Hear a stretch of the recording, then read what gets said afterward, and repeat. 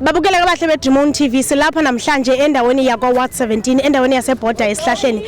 Apho khona sizojonga into yokubana kuhamba njani in terms of the national shutdown ebanjiweyo iEFF kuzo zonke indawo zaseMzantsi Afrika. So sizawukwazi into yokubana sithethe nabantu beEFF bas update into yokubana kwenzeka ntoni senza ntoni namhlanje and also ingantoni yonke le national shutdown. So apha eceleni kwam ndizawuthetha nomnye wenkokheli zeEFF ozokwazi into yokubana asicubungele asichazele kabanzi ngento yokubana kwenzeke ntoni namhlanje. Siswam ndicela ukwamkela kuDream TV. Ndiyabulela kakhulu siswam. Igama lam akhona wakamgidi. All right, sis akhona silapha namhlanje we see that there are young people there's leadership here EFF, there's everybody who's supporting this thing here national shutdown. Sicela ukubuza into yokubana i-shutdown leni ngantoni, is this a march, is this a protest, mhlambe kwenzeka ntoni just nje usithathu sibeke? It's a march siswam. La simarchela khona indaba kagesi, indaba yokwehlisa uRamaphosa ngezinto ezithile azenzileyo angakwazanga ukumelana nezinto zaseMzantsi Afrika. Njengoba ujongile uye watyala amapolisa izwe lonke, abantwana bethu abekho njengana basejele, omnye udisable usejele. All right, so right now kusekhona abantu bekhe babanjwa kule ndawo? Yes, since 12 ukusukela ngo-12 ebusuku kukhona abantu ababethiweyo. Kukhona i-company eyi-security eqashwe ekuthiwa yinkunzi company. So sibethe nami ndingomnye wabo bethiwe as a PCT member yala eKZN. All right, so sis, when these people come to, are they coming to you in peaceful okanye nenze njani? Ithini into umuntu bethola ntoni? Ifike kuthi si peacefully, and I was the one be monitor our comrades. All right, so did you manage to talk mhlambe to one of them ubuza into yokubana ukubethwa oku kungantoni okanye zonke ezo zinto niyakwazi ukufumana ezo answers? Bendingeke ndilifumane sisixesha ngoba bebevele batyhale bavele bavule indaba basemotweni khona bebadonsela ngaphandle bebatyhala ngentonga bebabetha ngentonga. Omnye umama ulimele ngendaba yenkunzi company. All right, so siswam you've touched on into yokubana you have people that are in jail. Abantu babanjelwa ntoni avelapha amapolisa bengeliphi ixesha? Amapolisa avele namhlanje ngo-1 emini.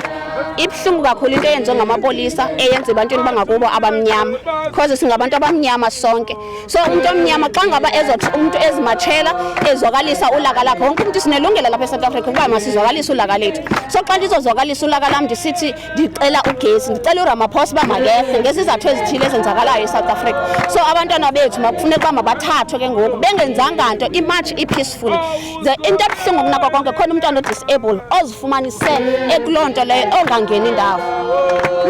All right, so as the leadership, are you having like any measures to try and protect abantwana benu and make sure ukuthi they come back to you bazohlala nani kwezi ndawo niphinde nikwazi into yokubana nithathele mhlambe apha enigqibele khona okanye mhlambe you just deciding ukuthi niyayienda njengangoku imarch? No, siphuma khona ngokusiswam epolice station ama leaders wethu eregion sasisifonela ama leaders wethu amakhulu ePCT. So bese besixelela into yokuba masifune ummeli sizosikwazi ukukhulula abantwana bazokhulula nje kungekudala sisalinde ummeli ba uzothini. And ibhlungu ke lanto ngoba sibethwa ngabanye abantu abamnyama, sibethwa ngamapolisa wethu amnyama, sibethwa ngama-security wethu amnyama esilela bona kanye nesizukulwana sabo. All right, siyabonga kakhulu for the information. Siyabonga ngokuthi nisinikeze ithuba nistophe wonke ama-activities wenu to talk to us as Dream TV. Thank you so much siswami benosuku oluhle. Babukela bahle beDream TV siselapha ke kuyo lento yale shutdown, national shutdown that is taking place in South Africa today.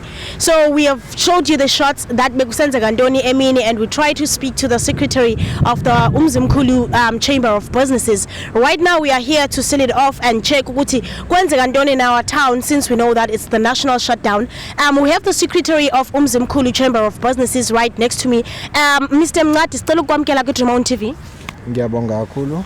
All right, Mr. Mngadi, we did meet you during the day, and we have seen that you guys were trying to take measures in trying to protect idolobha leni. Just nje usinikeze briefly ukuthi kwenzeka ntoni since you guys started making sure ukuthi niba khona kule ndawo and try to protect idolobha leni. Ngiyabonga kakhulu ma. Igama Umhlengi wakamncadi, uSecretary woMzimkhulu Chamber of Businesses.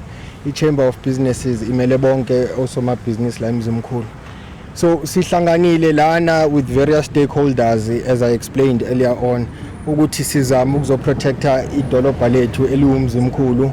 Sihlangane kanye ne-SAPS, Security Cluster, i-Taxi Association and other various stakeholders such as the Fire Department and Disaster. So we took it upon us as an initiative from the last time kakuluthiwe saluzi economy, we lost resources, so sathi asihlanganeni siuvikele umzimkhulu. So what's been happening, it's been a 4-day program. Saqala Friday, we were working morning shifts and also as well as night shift. So today was the big day, it was the build up to Monday. Ufikile Monday as njengoba uzibonela nawe ukhala uthuli akholutho konke kuhamba kahle. We've managed to disperse the crowd. The police were very vigilant, as well as also my business and the taxi associations involved in actually clearing, because we did have a crowd.